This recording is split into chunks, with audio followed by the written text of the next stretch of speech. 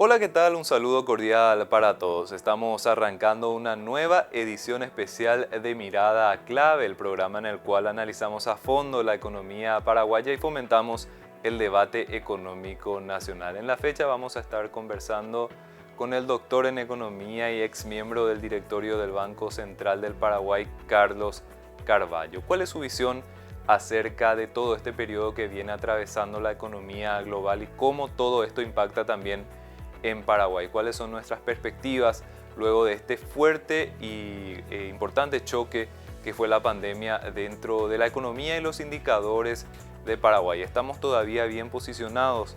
¿Qué nos depara en torno a la inflación, que fue un dolor de cabeza que estuvo sufriendo tanto el Banco Central del Paraguay como autoridad competente para ir adoptando las medidas en contra de este fenómeno, y también para la ciudadanía que se vio impactada con el fuerte golpe en el bolsillo? ¿Cómo está atravesando todo este periodo del sistema financiero? ¿Se mantiene todavía lo suficientemente sólido? ¿Y cuáles serían los desafíos principales que tiene que atravesar la próxima administración del Banco Central del Paraguay? Estas son las cuestiones que vamos a estar abordando con el doctor Carlos Carvalho luego de una breve pausa.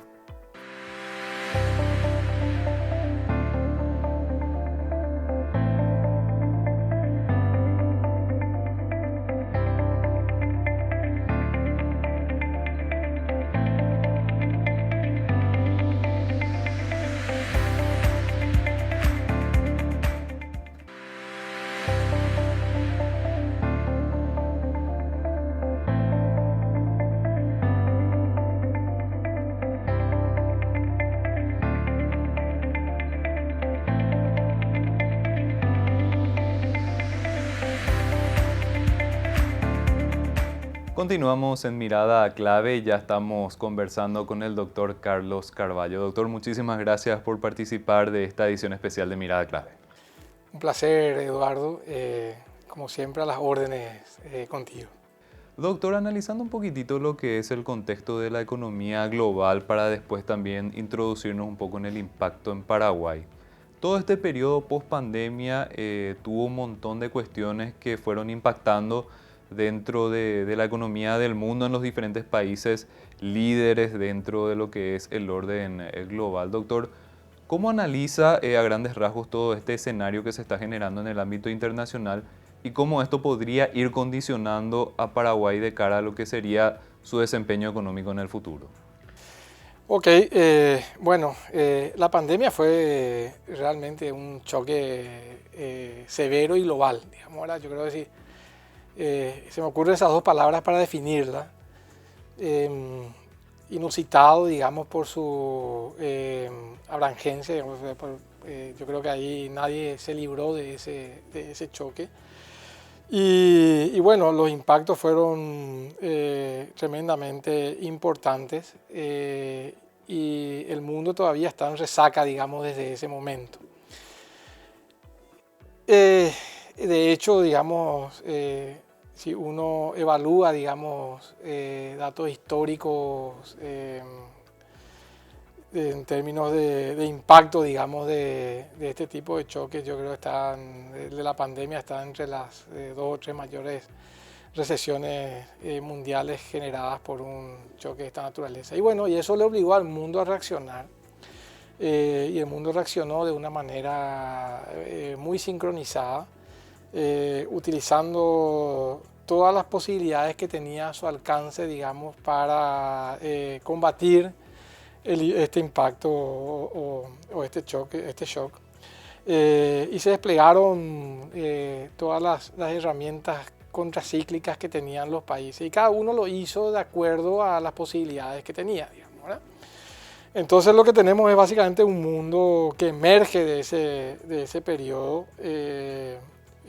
más debilitado, digamos, en términos económicos, más endeudado, con menos margen y con muchas tareas, digamos, de ir viendo cómo recupera los colchones que tuvo que gastar, digamos, o que tuvo que utilizar durante ese periodo. Entonces, Yo creo que los desafíos fueron en su momento cómo mitigar los impactos a nivel macro, digamos, recesivos y sobre el empleo que tuvo todo el tema del encierro, digamos, de la pandemia. A nivel micro, los países que ya tenían de alguna manera un buen diseño de políticas de asistencia social lo usaron a todo ritmo, y los países que no tuvieron que improvisar transferencias monetarias, etcétera,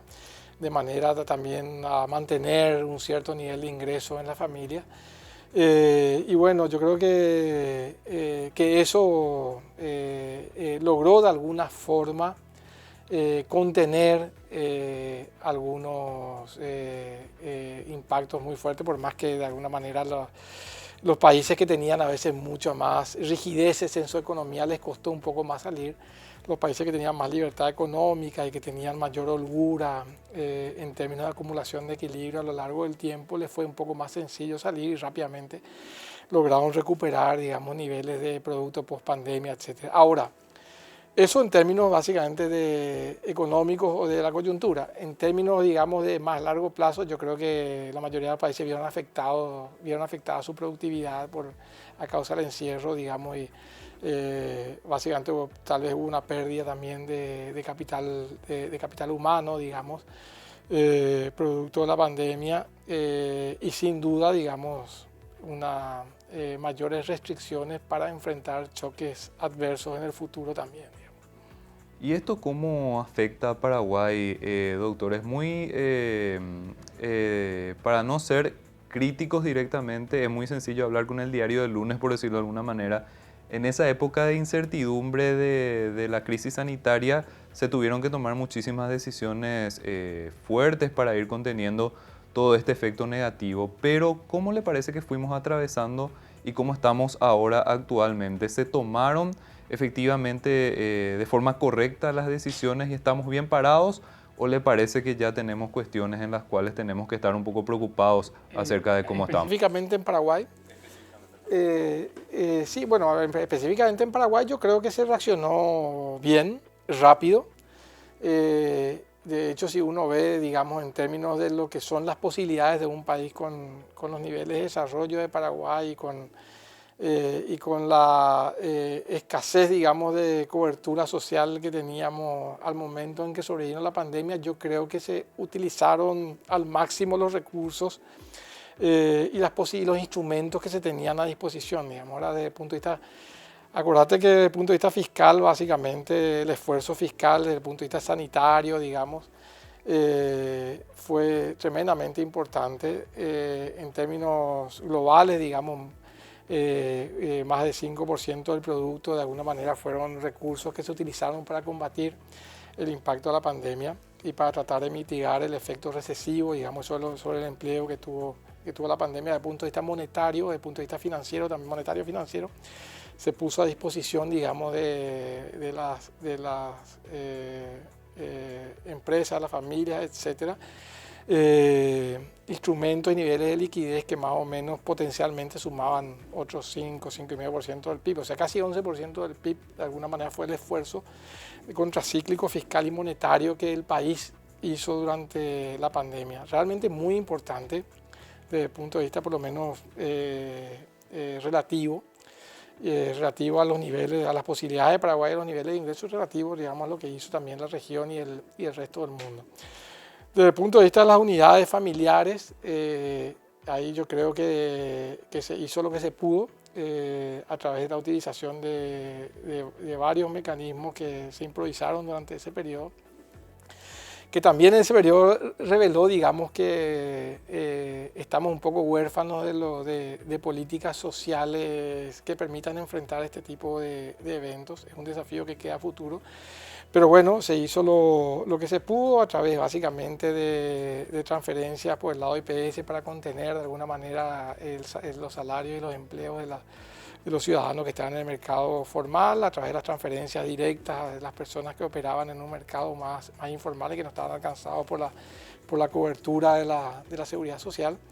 Y yo creo que eso ayudó de alguna forma a mitigar el impacto sobre el ingreso de las familias y también sobre los niveles de empleo. Entonces, yo creo que hubieron políticas relativamente coordinadas, desde lo sanitario, desde lo macro contracíclico y desde lo micro, digamos, a través de las transferencias, que operaron de alguna manera para contener el impacto de la pandemia. Y también hay elementos que tienen que ver básicamente con la fortaleza de la institucionalidad económica que fue construida a lo largo de los tiempos, la autonomía y que se construyó en el Banco Central y la libertad económica que permitió de alguna manera también una recuperación, una resiliencia importante en la economía, una recuperación relativamente rápida. O sea, Paraguay fue uno de los países que más profundo llegó, yo creo, en términos relativos en sus políticas contracíclicas, sobre todo las monetarias. Somos uno de los primeros países en el mundo a empezar a bajar fuertemente la tasa de política monetaria y llegar casi a cero, digamos, rápidamente, sin ningún impacto, digamos, ni ningún desequilibrio macroeconómico, aprovechando al máximo los colchones que fueron construidos en años anteriores. Y eso de alguna manera también posibilitó no solamente impactar desde el punto de vista objetivo, digamos, en los niveles de actividad, sino que también transmitir a la economía que las políticas económicas estaban a disposición, digamos, o más que a disposición, estaban operando en el sentido correcto y de contener, digamos, el impacto de este shock, que, repito, fue uno de los más severos y más globales que tuvimos en la historia, digamos, ¿verdad? Doctor, hay un deterioro indudable de ciertos indicadores macro. Paraguay se solidificó mucho en esos indicadores justamente durante los últimos años y esto con el tema de la pandemia se agudizó un poco, ya cuestiones internas hicieron también un poco de merma dentro de esos famosos indicadores macro muy sólidos que tenemos. ¿Cómo ve el futuro con esto, doctor? ¿Le parece que estamos en una posición en la cual todavía podemos volver a esa mayor solidez, a esa época de mayor solidez, o estamos en un camino un poco más complicado con relación a épocas anteriores? Yo creo que sí, tengo total certeza de que se van a tomar las decisiones en esa dirección, que es la correcta. Uno de los grandes desafíos que tenemos, siempre decimos lo mismo, pero yo creo que es importante repetirlo porque me parece que es el camino correcto. Yo creo que uno de los grandes desafíos que tenemos es recuperar justamente los colchones. A mí me parece, si yo tuviera que decir cuáles son los grandes desafíos, yo creo que desde el punto de vista macro, sin duda, recuperar los colchones, recuperar los equilibrios económicos. Ese es un gran desafío. O sea, no podemos dar por descontada la macro, no podemos pensar que estamos bien así. Yo creo que hay que continuar el camino de convergencia fiscal y monetaria. Hay que lograr de alguna manera volver a los niveles de inflación baja, inclusive ponernos metas más estrictas en términos inflacionarios, o sea, transmitir confianza a la gente, a la sociedad. Hay que transmitirle la confianza de que los instrumentos se van a utilizar correctamente. Cuando tienen que ser contracíclicos, van a ser contracíclicos. Cuando tienen que retornar a los niveles de equilibrio, van a retornar a los niveles de equilibrio, y eso no tiene que ser duda en la sociedad. O sea, tiene que ser una cuestión automática, digamos, ¿verdad? Que ocurra de una forma natural. Yo creo que eso es ese es el desafío que tenemos ahora, mostrar que ese camino es un camino sólido y que no tiene ningún riesgo de ser revertido, ¿verdad?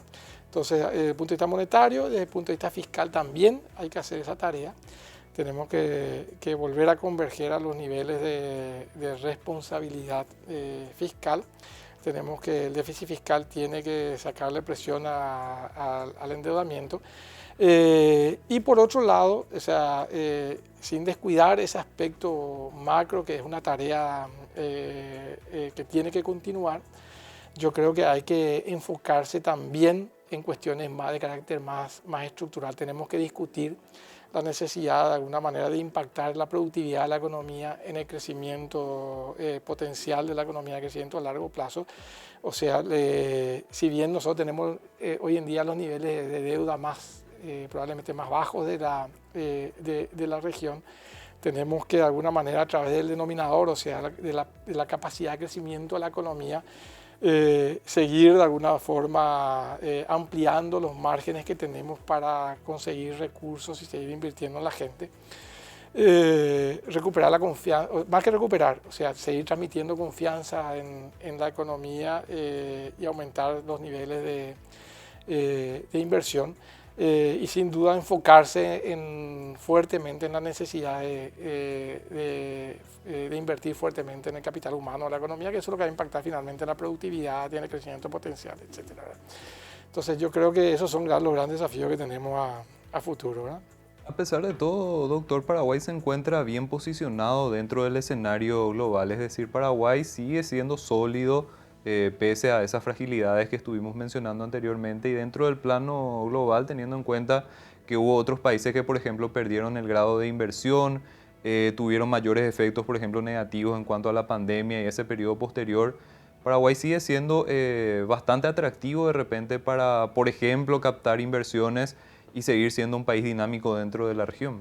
Yo estoy seguro de eso, pero no porque yo simplemente tenga esa percepción personal o esa creencia, sino que básicamente eso es lo que nosotros fuimos de los países que más rápidamente recuperaron los niveles prepandemia. O sea, me acuerdo cuando se discutían las famosas letras en aquellas épocas recientes, digamos, de post-pandemia, y que los analistas económicos decían, bueno, vamos a ver qué letra le queda a cada país, si la recuperación es en U, en B corta, en doble beta, ¿verdad? Que se discutían. O sea, bueno, nosotros fuimos los países que nos recuperamos más rápidamente en B corta, o sea que rápidamente pudimos ir pensando en el desarme de las políticas contracíclicas porque la economía rápidamente recuperó, la economía del empleo, rápidamente recuperaron los niveles prepandemia. Y eso solamente ocurre en economías que lograron construir, desde el punto de vista por lo menos macroeconómico, niveles de estabilidad donde la sociedad confía, digamos, de manera que esas instituciones van a seguir siendo responsables, donde hay libertad económica, donde la gente puede tomar decisiones libremente de cuánto consumir, cuánto ahorrar, cuánto invertir, y que de alguna manera, como la economía está relativamente libre de distorsiones, los precios en general de la economía son buenos transmisores de información, digamos, ¿verdad? Entonces, yo creo que todos esos elementos de alguna manera ayudaron a la rápida recuperación de la economía. Yo creo que la independencia del Banco Central, la responsabilidad del Ministerio de Hacienda y la libertad económica, de alguna manera hicieron muy bien su trabajo en el post-pandemia. Y yo creo que rápidamente también el mensaje, no solamente de las autoridades económicas, sino que en general de los analistas y todo lo demás, fue, bueno, ahora tenemos que emprender el camino de retorno. Y yo creo que eso nos generó una discusión en el país y en la sociedad. Todo el mundo está de acuerdo en que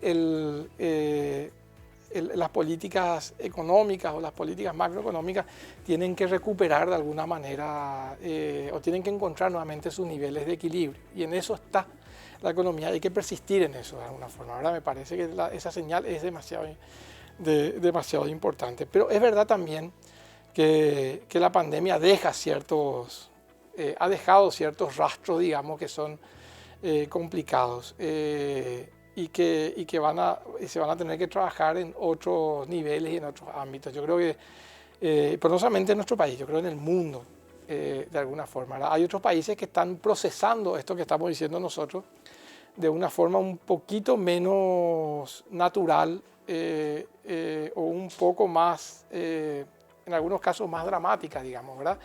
Y eso lo vemos en los países vecinos. Es difícil volver, digamos, a los equilibrios en un clima de una economía política más compleja, más inestable, que cuestiona esos procesos de alguna forma, ¿verdad? Entonces yo creo que probablemente la pandemia nos va a dejar un mundo un poco más diferente de que el que existía en la época de la pandemia. Países que fueron exitosos en su proceso de combate contra la pandemia y de salida y de desarme de esos instrumentos, y países en los que van a tener un poco más de dificultades en ese sentido. Y de hecho lo que vos dijiste es muy cierto, me parece. Hay países donde hoy en día ese proceso de retorno que todos tienen que hacer, de vuelta, digamos, a la normalidad macroeconómica, está siendo un poco más complicado, digamos, ¿verdad? Países que tienen niveles de endeudamiento que hoy en día se perciben como difíciles de revertir, que están cuestionados en términos de su sostenibilidad. 40 países en desarrollo han bajado su nivel de calificación de riesgo soberano. Esa es una señal complicada. Y países que están atravesando, como dijimos, temas políticos, ideológicos, etcétera, que no transmiten la mayor confianza, digamos, hacia los inversores, hacia los mercados, etcétera, de que en esos países se va a procesar un retorno, digamos, a cierta normalidad económica, y donde se cuestionan cosas que ya no, hace muchos años no se discuten en la economía. Entonces, yo creo que esa es una ventaja que tenemos nosotros, que de alguna manera podemos transmitir al resto del mundo esa confianza, y el desafío que queda es cómo de alguna forma también eso impacta en términos de política el bienestar de la población. El gran desafío es cómo vamos construyendo en este contexto también de exigencias, digamos, macroeconómicas, cómo vamos construyendo también toda una base de políticas sociales y de políticas de contención a la población menos favorecida, que finalmente es la que absorbe de una forma mucho más fuerte el impacto de este tipo de choques, ¿verdad? Que son choques severos, globales y además regresivos. Digamos, ahora por agregarle otra palabra más a la definición que hicimos inicialmente. Doctor, hacemos una pausa cortita, enseguida continuamos. En breve retomamos con Mirada Clave, estamos en conversación con el doctor Carlos Carvalho. Una pausa, ya retomamos.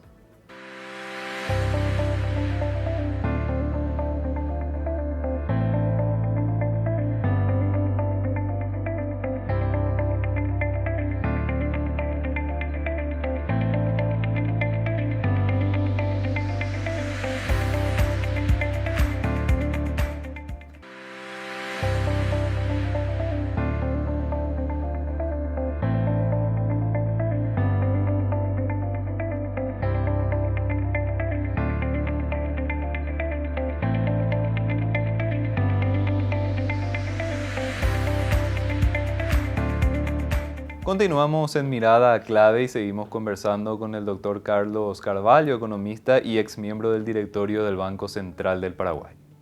Doctor, en cuanto a la inflación, que fue el gran dolor de cabeza que tuvo que enfrentar tanto el Banco Central como la ciudadanía, ¿en qué parte del proceso le parece que estamos? Ya se espera una menor inflación dentro de nuestro país, pero atravesamos un periodo muy fuerte en el cual también mucha gente vio una pérdida importante de su poder adquisitivo y en cierto modo espera esa compensación de volver a tener mayor poder de compra. ¿Qué le parece que son las lecciones aprendidas, doctor, y cuál es el camino que vamos a estar atravesando en el futuro, por lo menos cercano?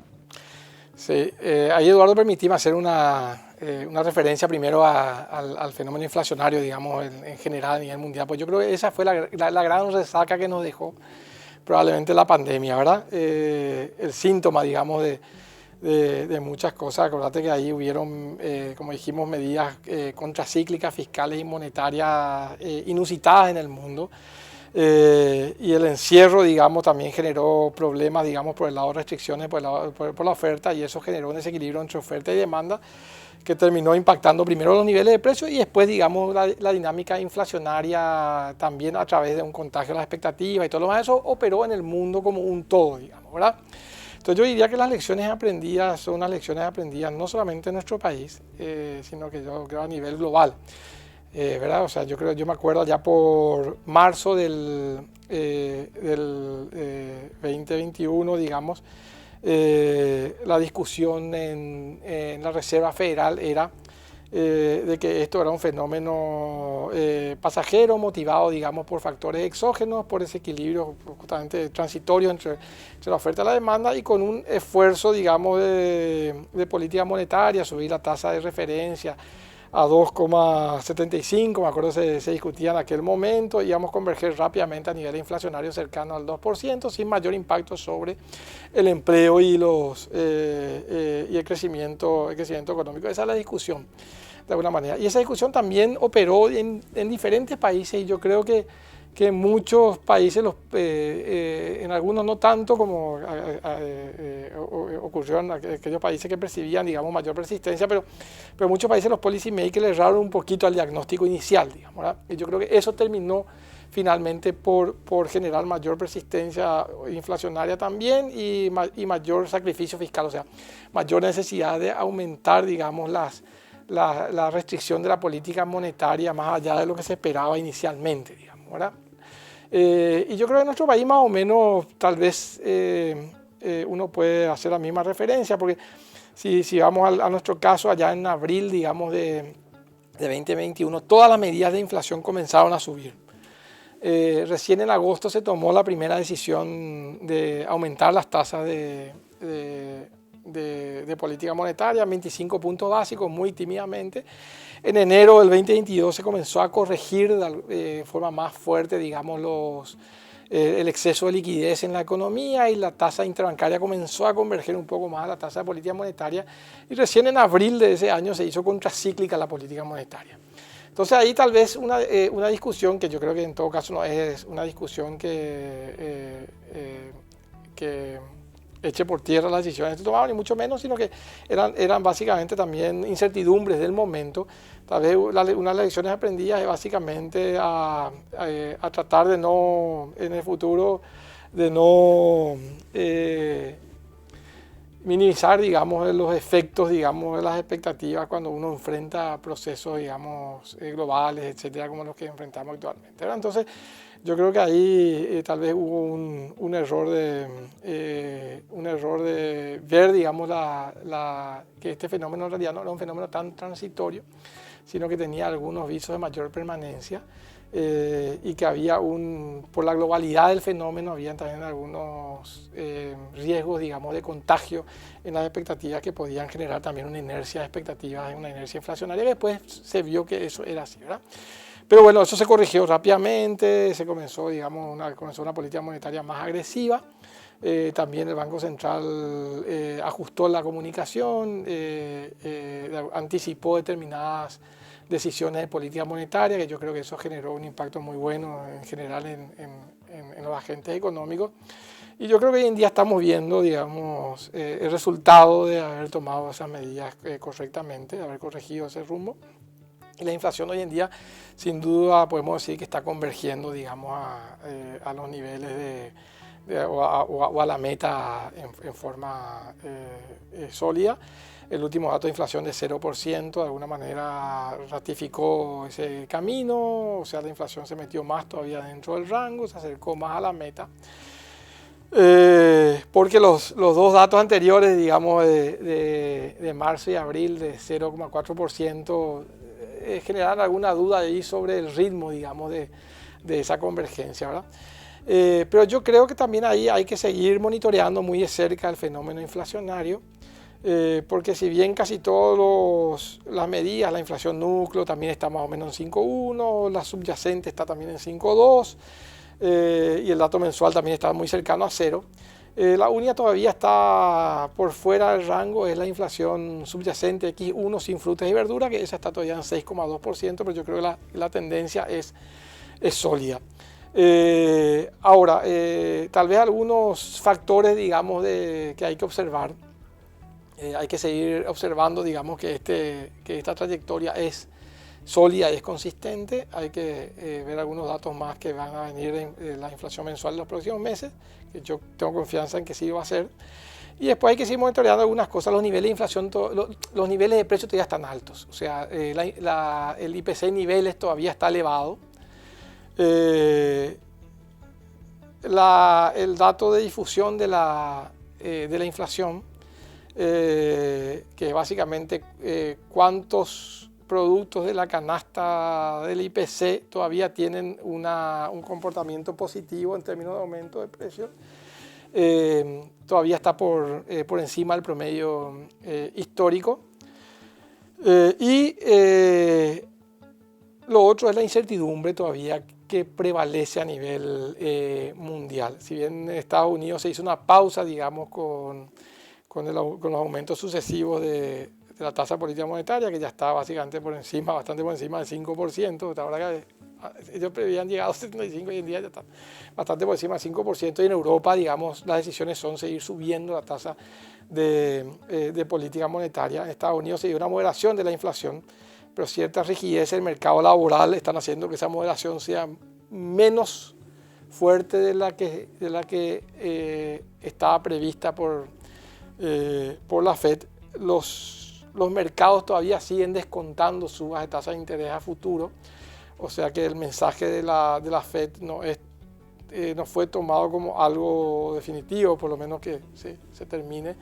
Entonces ahí hay algunos factores todavía que hay que seguir mirando, digamos, ¿verdad? Que no hay que descuidar. Pero la tendencia es sólida.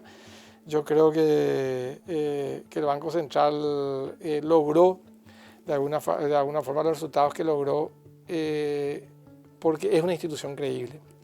Porque yo creo que uno puede tener los instrumentos a disposición, puede tener la voluntad de usarlos, pero esos instrumentos pueden ser poco efectivos si es que la gente no cree que lo que el Banco Central le dice que va a hacer y que va a lograr va a ser así, digamos, ¿verdad? O sea, si no hay credibilidad en el Banco Central, las políticas monetarias no son eficaces. Basta mirar un poquito acá al lado, que bueno, se pueden tomar todas las medidas que uno crea, pero la gente siempre cree que la inflación va a seguir subiendo, porque hay todavía inconsistencias de política económica, ya no hablo solamente de política monetaria, que hacen, digamos, que los mensajes y las decisiones de política no sean efectivas en cuanto a su objetivo de controlar la inflación. Entonces yo creo que hay que seguir cuidando la autonomía del Banco Central, hay que seguir cuidando la comunicación del Banco Central, y el Banco Central tiene que seguir tomando decisiones consistentes y comunicar adecuadamente, porque el mayor activo que tiene que preservar acá es que la gente le siga creyendo, digamos. Yo creo que eso todavía es un capital muy fuerte en el Banco Central, porque hoy en día básicamente la inflación ya está en la meta, en el horizonte de política monetaria. La gente ya la gente cree que este año la inflación va a terminar en 4,5, y que el año que viene ya va a retornar al 4%, digamos, y en los 18-24 meses se va a mantener ahí. Entonces la gente le cree al Banco Central. Y ese es el mayor activo que tiene hoy en día la política monetaria. El resto es instrumental. El mayor activo es básicamente la credibilidad. Doctor, y en ese proceso Paraguay ya estaba con una inflación baja, estable, vinieron estos últimos años en los cuales se movió un poco la aguja hacia arriba y ahora se está otra vez volviendo dentro de ese camino que ya estábamos teniendo anteriormente. ¿Le parece que estamos en condiciones para retomar ese proceso de ir también bajando lo que sería, por ejemplo, la meta de inflación oficial? Está ahora en 4%, eso estuvo en niveles más elevados, se va justamente apuntando un poquitito mejor, un poquitito más bajo también, y Paraguay podría ir recuperando ese camino de menor inflación, de seguir con ese camino de estabilidad? ¿O le parece que este retroceso de la pandemia genera un contratiempo más pronunciado que podría darse por un tiempo más prolongado dentro de ese camino? Yo creo que tenemos todas las posibilidades para ir hacia ese objetivo.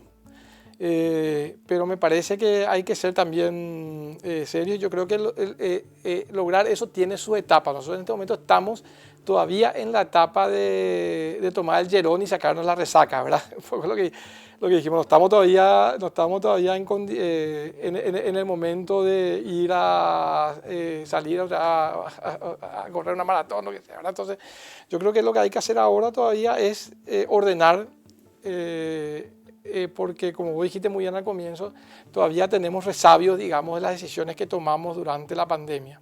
Entonces yo creo que tanto la política fiscal como la política monetaria tienen todavía desafíos que significan recuperar la normalidad, que la normalidad es sinónimo de los equilibrios nuevamente, ¿verdad? Entonces ahí todavía yo creo que hay que consolidar este proceso desinflacionario que en muchos países en el mundo está siendo mucho más lento de lo deseado. Y nosotros tenemos que de alguna manera consolidar ese proceso y ir rápidamente, lo más rápido posible, hacia la meta del Banco Central, y por lo tanto hay que consolidar este proceso desinflacionario. Una vez que se consolide esto, seguramente se va a ir desarmando la política más restrictiva, y a medida que se vayan recuperando los equilibrios en los balances y la política fiscal también pueda converger a niveles de mayor equilibrio, mayor responsabilidad, también se va a poder ir convergiendo, digamos, a la tasa neutral de política monetaria. Hoy la tasa real está todavía en 4,5%, y según estimaciones que hay en el Banco Central, la tasa neutral de política monetaria está real, digamos, la tasa real, la tasa neutral, que es la tasa real de política monetaria, estaba de equilibrio, está más o menos entre 0,5 y 1,5%. O sea que hay que ir después seguramente recuperando ese equilibrio.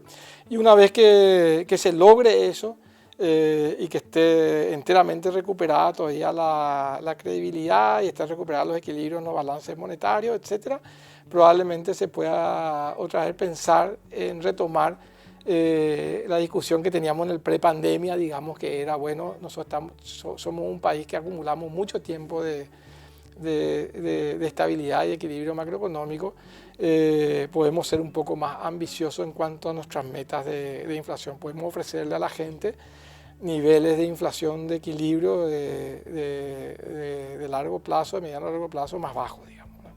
Doctor, en cuanto al sistema financiero, que evidentemente también se vio afectado por todo este tema de la pandemia, el periodo posterior y en la actualidad, ¿cuál es el resultado, cuál es lo que sería la evaluación de todo este periodo? El sistema se mantiene sólido según las mediciones del Banco Central, y eso se nota también dentro de lo que es la solidez del sistema financiero en líneas generales. Pero hay cuestiones que le parecen relevantes atender, hay cuestiones o puntos específicos en los cuales las entidades financieras se vieron muy resentidas y podrían tener de repente algún tipo de dificultad en el futuro. En líneas generales, doctor, ¿cuál es su evaluación sobre el sistema financiero? Primero, decir ahí que las decisiones que se tomaron en el periodo de la pandemia no solamente fueron adecuadas desde el punto de vista macroeconómico, digamos, ahora de bajar la tasa de política monetaria, de aumentar el gasto social y seguir invirtiendo en infraestructura para sostener el empleo, la transferencia monetaria, todas esas políticas que de alguna manera se tomaron desde el punto de vista, digamos, de la definición de las políticas macroeconómicas fueron las correctas, sino que también las que se tomaron desde el punto de vista de la generación, de alguna manera, de medidas que posibilitaran que el sistema financiero pudiera de alguna forma también ayudar a que las empresas lograran de alguna manera pasar las turbulencias que se generaron durante el periodo de la pandemia. O sea, todas las ventanillas de liquidez que se pusieron a disposición, digamos, para transmitir confianza en las decisiones, todas las medidas de flexibilidad, digamos, en cuanto a impactar, digamos, los balances de las entidades financieras en el corto plazo y que se pudieran diferir algunas pérdidas en el tiempo hasta que se recuperaran los equilibrios nuevamente. Todos los recursos que se pusieron a disposición desde la banca pública, tanto la FD como el Banco Nacional de Fomento, todo eso de alguna manera fue eficaz y fue eficiente en el sentido de que no afectó de alguna manera en forma no sostenible los balances públicos y privados. Entonces yo creo que ese fue un acierto, lograr esa sintonía fina fue bueno, y eso se logra siempre y cuando las decisiones se enmarcan dentro de las definiciones conceptuales y técnicas de esas decisiones. Entonces ahí yo creo que el hecho de que todas estas instituciones tengan cierto nivel de blindaje político permitió que las decisiones sean sostenibles. Y también, como dijimos anteriormente, yo creo que las características de nuestra economía, digamos que es una economía abierta, competitiva, donde los precios operan libremente, también permitió que los agentes económicos, o sea, el sistema financiero en este caso, pudiera interpretar, no solo el sistema financiero, yo creo que los agentes económicos en general pudieran interpretar adecuadamente qué parte del shock de la pandemia, de ese shock global y severo, era transitorio y qué parte era permanente. Porque lo que te dice la economía es que los shocks transitorios se financian, los shocks permanentes se ajustan. Y yo creo que esa lectura y esa definición fue correcta. Y como fue correcta, yo creo que eso terminó por no afectar, por lo menos en forma no sostenible, de forma de medida, digamos, los balances en general de la economía. Es verdad que de alguna manera la pandemia generó costos y que esos costos tienen que ir siendo digeridos y revertidos en el tiempo, ¿verdad? Porque cuando decimos que los balances se vieron afectados, fueron los balances globales, o sea, el balance fiscal, el balance monetario, el balance de las empresas. Muchas empresas tuvieron que tomar decisiones, digamos, complejas, difíciles, etc. Pero yo creo que todo está dado como para que eso converja a niveles de mayor equilibrio sin generar impacto no deseado en la economía. Entonces, en resumen, lo que quiero decir es que yo creo que los indicadores del sistema financiero, hoy que preguntaste específicamente sobre eso, son sólidos, son súper sólidos, y eso basta mirar de alguna manera en el Banco Central, que eso se publica totalmente. Todos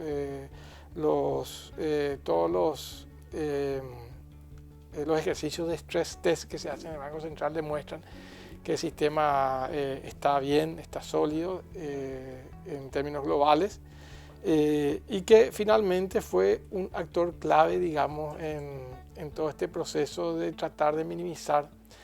Eso no quiero decir que fue mínimo el impacto, digamos, pero tratar de minimizar, digamos, el impacto de la pandemia, tratar de hacerlo menos severo del que uno evaluaría, digamos, inicialmente de un shock de esa naturaleza. Doctor, ya estamos en la etapa final, en la parte final de nuestro programa. Antes de cerrar, le quería hacer una pregunta, por lo menos breve, para tener una breve respuesta acerca de qué le parece que le espera al Banco Central del Paraguay dentro de la siguiente administración. Usted está muy identificado justamente a la institución y tiene su visión acerca de cuáles serían los desafíos, también teniendo en cuenta todo este contexto económico que ya estuvimos citando. ¿Qué le espera próximamente al Banco Central durante los próximos años? ¿Cuál sería el foco o cuál sería la misión principal desde la entidad matriz? Yo creo que al Banco Central no hay que inventarle nada. Yo creo que lo que hay que hacer el Banco Central es seguir propiciando que el Banco Central haga lo que tiene que hacer, de alguna forma, ¿verdad? Y yo creo que está clara la misión del Banco Central en la sociedad paraguaya, lo dicen las normas, inclusive las normas que afectan, digamos, el funcionamiento del Banco Central, le dicen: usted tiene dos desafíos importantes. Uno, mantener una inflación baja, estable, y dos, preservar la estabilidad, la integridad y la eficiencia del sistema financiero. Esos son los dos objetivos clave del Banco Central.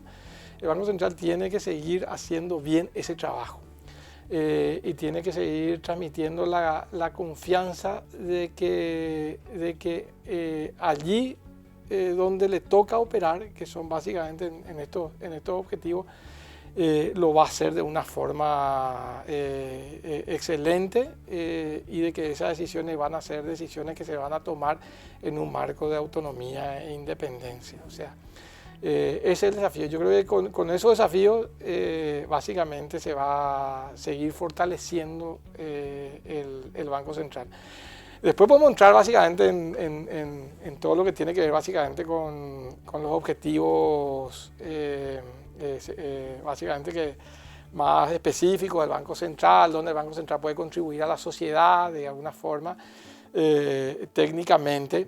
pero yo te diría que el Banco Central tiene un mandato de la sociedad y ese mandato de la sociedad lo tiene que cumplir de una forma irrenunciable, digamos, ¿verdad? O sea, sus energías tienen que estar puestas allí.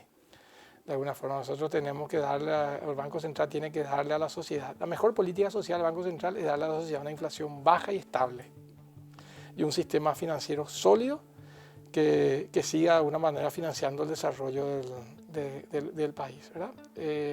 Entonces yo creo que si logra eso, entonces es exitoso, si no, fracasó en su trabajo. Por más que sí haga cualquier otra cosa que decía hacer, ¿verdad?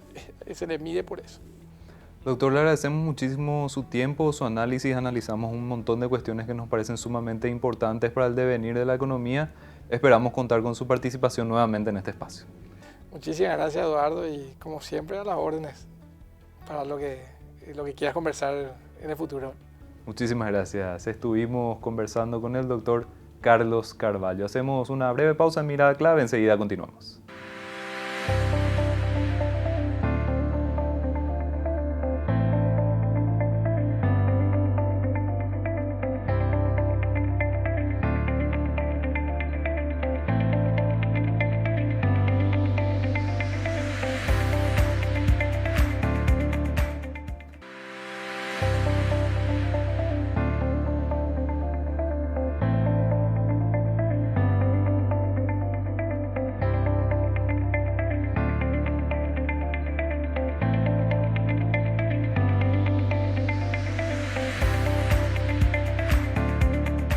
De esta manera estamos cerrando esta edición especial de Mirada Clave. Estuvimos conversando con el doctor Carlos Carvalho respecto a las diferentes cuestiones que hacen al devenir económico de nuestro país. El Paraguay está atravesando un periodo todavía importante dentro de esta pospandemia. Se está teniendo un impacto económico negativo aún. Para este año 2023 se prevé una recuperación de la economía, pero los años posteriores al 2020 fueron sumamente complicados para nuestro país, no solamente en cuanto al desempeño, a la actividad económica, sino también en cuanto a la inflación. La suba de precios generó un impacto sumamente importante dentro de la economía nacional. Esto se vio reflejado también en el poder adquisitivo de las personas y es una cuestión que se tiene que hacer frente dentro del próximo gobierno del presidente electo Santiago Peña y a través justamente de la gestión de las próximas autoridades del Banco Central del Paraguay. El doctor Carvalho nos estuvo mencionando que la economía global estuvo fuertemente marcada por este shock de la pandemia principalmente durante los últimos años y se generaron nuevas condiciones que en cierto modo van a mantenerse dentro de un futuro cercano. En el impacto nacional destacó que si bien evidentemente Paraguay también sufrió mucho de lo que fue el golpe de la pandemia y el periodo consecuente, se está atravesando un mejor momento en comparación con otros países tal vez de la región y del mundo. Se espera que Paraguay vaya también encarando un mejor periodo en cuanto a la inflación, a la variación de precios y reencaminar ese proceso que teníamos antes del choque del COVID, tener una inflación baja, estable, ir reduciendo también las metas de inflación por parte de nuestro país. Esto fue a grandes rasgos lo que estuvimos analizando con el doctor Carvalho. Les agradecemos muchísimo la sintonía en la fecha y vamos a estar profundizando este tipo de análisis y debates para justamente desgranar todos los detalles acerca de cómo está evolucionando la economía paraguaya y qué nos depara de cara al futuro. Les agradecemos muchísimo la sintonía y les invitamos a seguir conectados a la programación del canal de la producción. Muchísimas gracias y hasta la próxima.